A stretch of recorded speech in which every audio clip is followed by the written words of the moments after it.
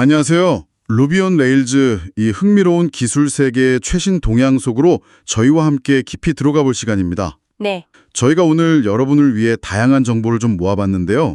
레일즈 팀의 공식 발표 내용부터 개발자 블로그의 실용적인 이야기, 또 트윗에서 본 빠른 소식들, 그리고 레딧 커뮤니티 토론까지 아주 생생한 목소리들을 담았습니다. 네, 오늘 저희 목표는 이 자료들을 쭉 훑어보면서 루비 온 레일즈가 현재 어떤 위치에 있는지, 또 개발자로서 여러분이 뭘 주목해야 하는지, 그리고 앞으로 어떻게 될지 이런 핵심적인 부분들을 좀 짚어보는 겁니다. 맞아요.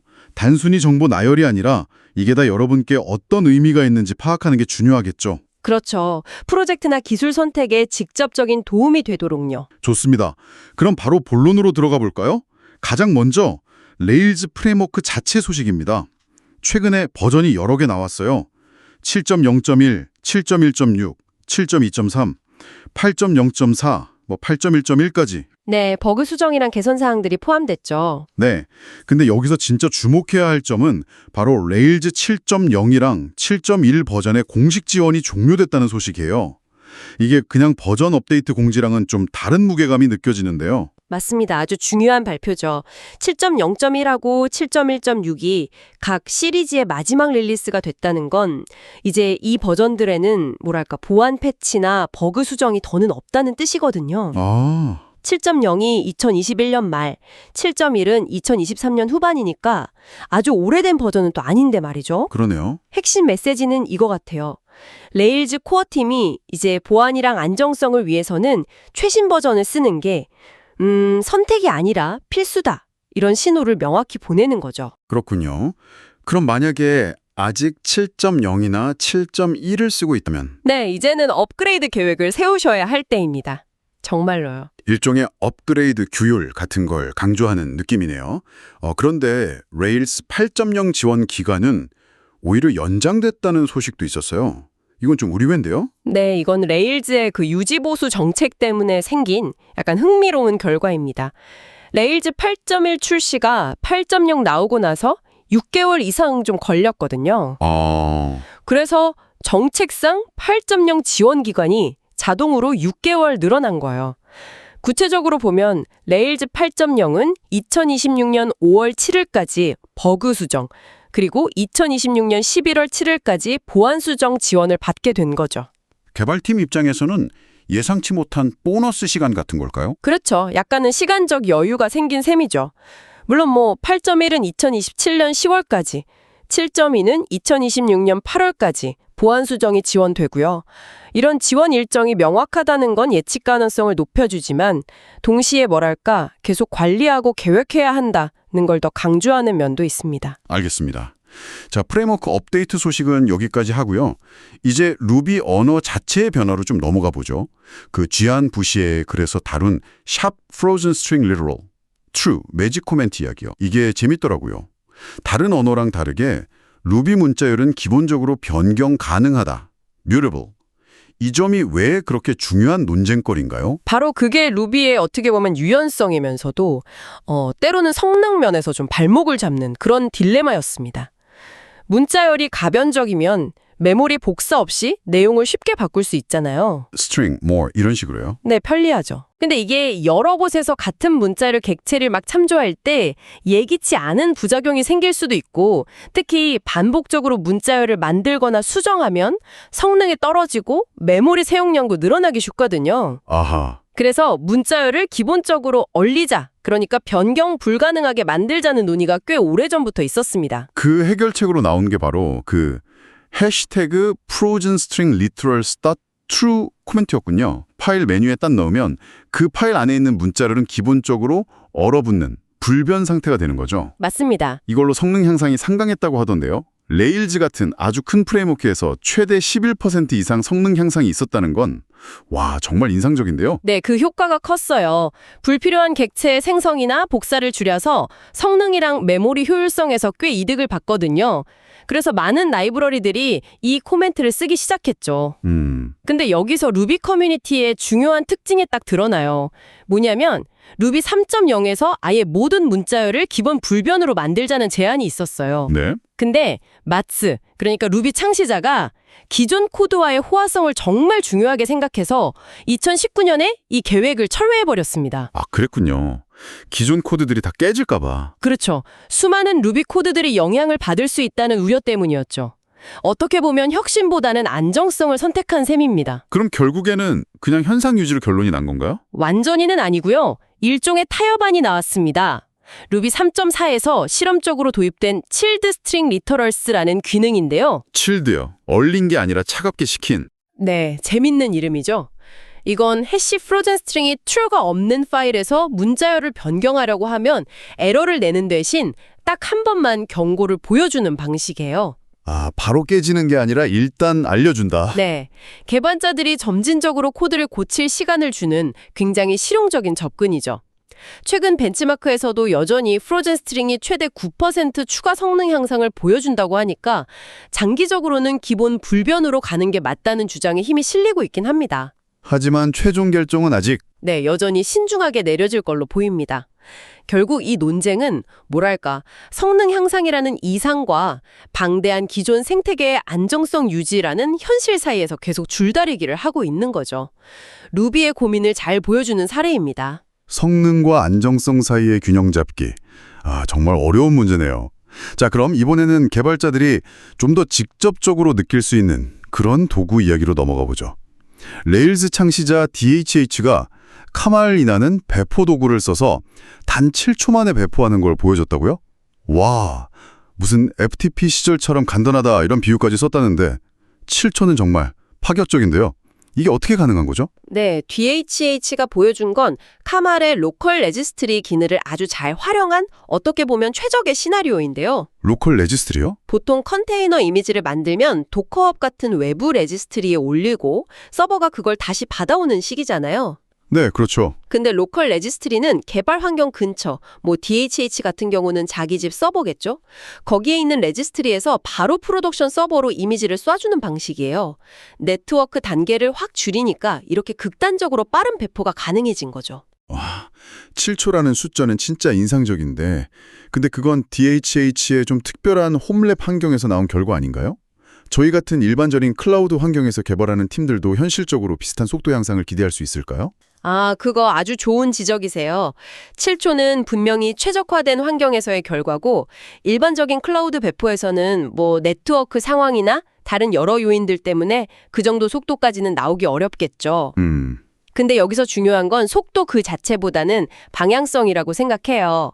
카말은 복잡한 CI/CD 파이프라인 설정 없이도 개발자가 자기 컴퓨터에서 아주 빠르고 간단하게 배포할 수 있게 하는 걸 목표로 하거든요. 아, 그 개발자의 경험을 중요시하는? 네, 맞아요.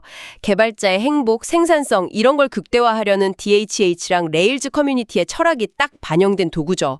피드백 루프를 최대한 짧게 만들려는 시도라고 볼 수 있습니다. 개발 경험을 단순화하고 가속화하려는 노력. 네, 알겠습니다.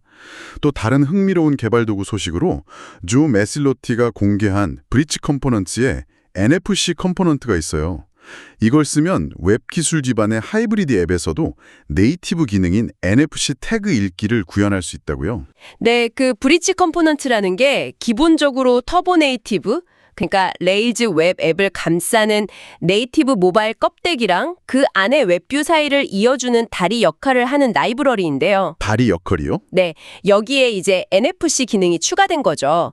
사용자가 스마트폰을 NFC 태그에 딱 갖다 대면 앱이 그 태그에 있는 URL이나 텍스트 정보를 읽어올 수 있게 해주는 거예요. 오, 핵심은 iOS랑 안드로이드의 네이티브 NFC API를 활용한다는 점입니다. 웹 개발자 입장에서는 복잡한 네이티브 코드를 직접 짤 필요 없이도 이런 하드웨어 연동 기능을 비교적 쉽게 구현할 수 있게 되는 거죠. 웹 기술이랑 네이티브 기능의 경계를 허무는 시도네요.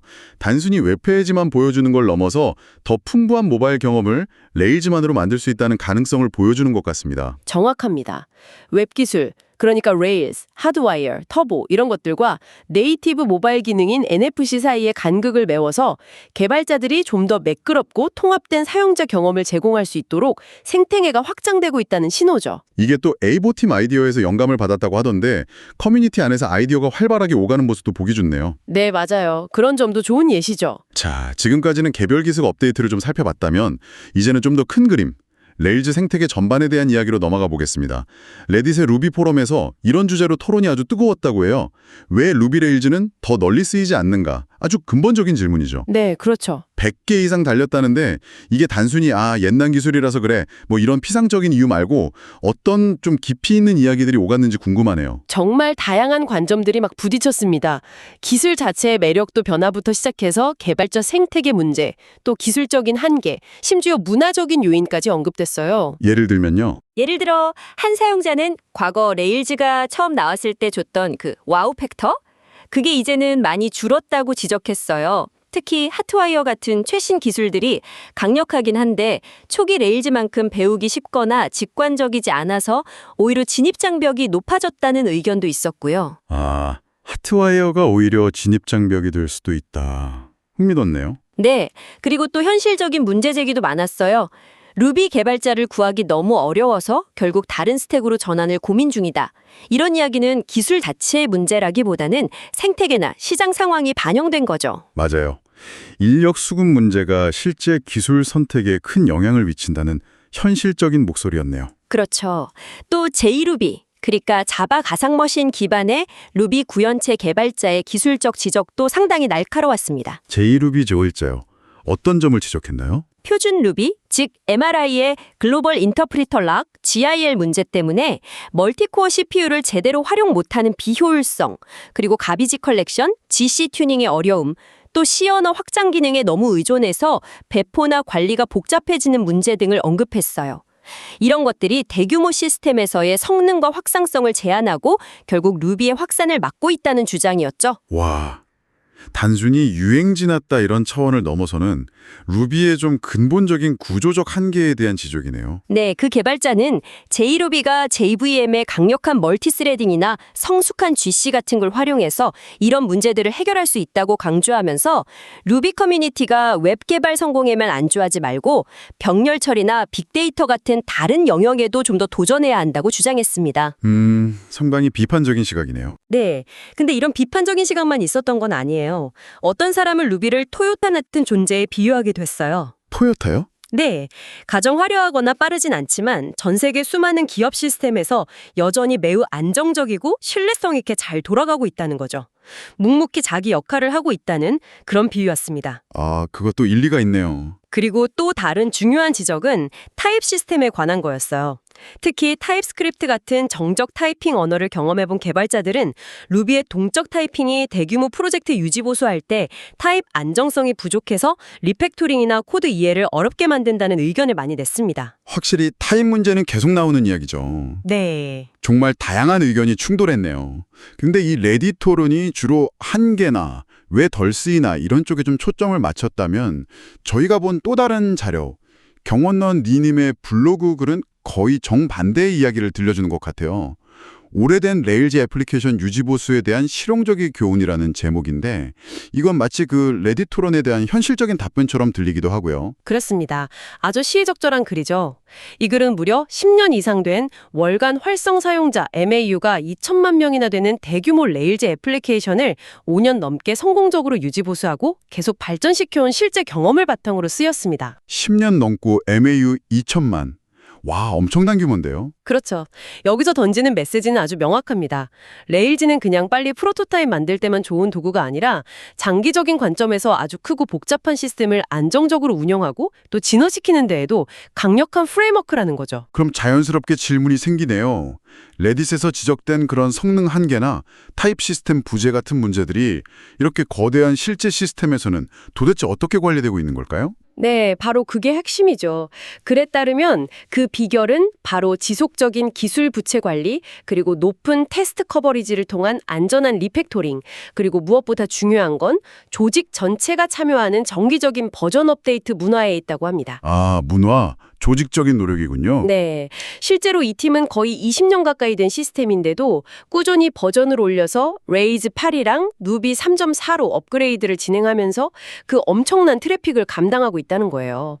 무조건 마이크로 서비스로 쪼개는 것만이 능사가 아니라 잘 관리된 모놀릭식 아키텍처의 힘을 보여주는 아주 좋은 사례죠. 그렇군요. 레딧 토론과 이 블로그 글을 함께 보니 뭔가 균형이 잡히는 느낌입니다. 네, 정확해요. 레딧 토론이 한계, 인력난, 과거의 영광 뭐 이런 키워드를 좀 부각했다면 이 블로그 글은 레이지 생태계의 성숙함, 회복 탄력성, 그리고 실제 현장에서의 지속 가능성을 아주 강력하게 보여줍니다. 동전의 양면 같네요. 맞아요. 한쪽에서는 트렌드 변화랑 기술적 한계를 지적하는 목소리가 있고 다른 한쪽에서는 수십 년간 쌓아온 경험이랑 도구로 거대한 시스템을 안정적으로 운영하고 발전시키는 현실이 있는 거죠. 이 두 가지 시각을 종합해보면 루비레일즈의 미래는 단순히 새로운 사용자를 끌어들이는 것뿐만 아니라 이미 존재하는 그 방대한 기존 시스템들을 얼마나 효과적으로 유지하고 현대화하면서 진화시킬 수 있느냐, 여기에 크게 달려있다는 중요한 통찰을 얻을 수 있습니다. 네. 이건 여러분이 지금 레일즈 시스템을 운영하고 계시거나 혹은 새로운 프로젝트의 기술 스택을 고민할 때 반드시 고려해야 할 아주 현실적인 맥락이라고 할 수 있겠습니다. 오늘 정말 다각도로 루비 온 레일즈를 살펴봤네요.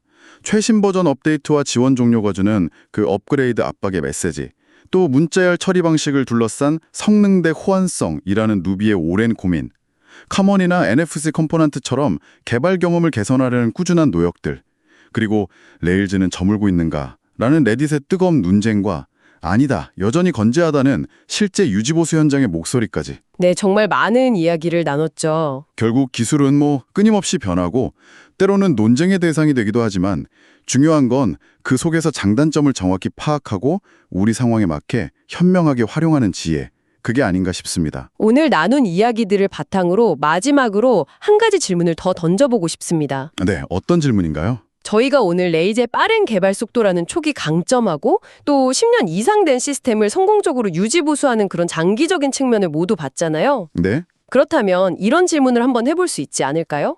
프레임워크를 만드는 사람들, 예를 들면 레일즈 코어 팀이나 루비 코어 개발자들이 단순히 버그를 고치고 새 기능을 추가하는 걸 넘어서 애초에 개발자들이 만드는 애플리케이션이 시간이 지나도 기술 부채에 너무 시달리지 않고 좀 건강하게 유지될 수 있도록 돕는 역할에 대해 더 큰 책임감을 가져야 하는 건 아닐까 하는 거죠. 아, 프레임워크 자체의 역할에 대한 질문이군요. 강화한다거나 기술 부채를 식별하고 관리하는 도구를 아예 내장한다거나 아니면 더 안전한 리팩토링을 지원하는 언어 기능을 만드는 식으로요. 프레임워크의 역할이 단순히 기능 제공을 넘어서 지속 가능한 개발 환경 조성으로까지 확장되어야 하는 지에 대한 고민, 이게 앞으로 기술 생태계가 더 성숙해지는데 중요한 화두가 될 수도 있다고 생각합니다. 프레임워크 자체의 책임 범위에 대한 질문, 와, 정말 흥미롭고 한번 깊이 생각해 볼 만한 지점인 것 같습니다. 오늘 저희와 함께 이 깊이 있는 탐구를 함께 해주신 여러분, 감사합니다. 다음에 또 유익한 내용으로 찾아뵙겠습니다.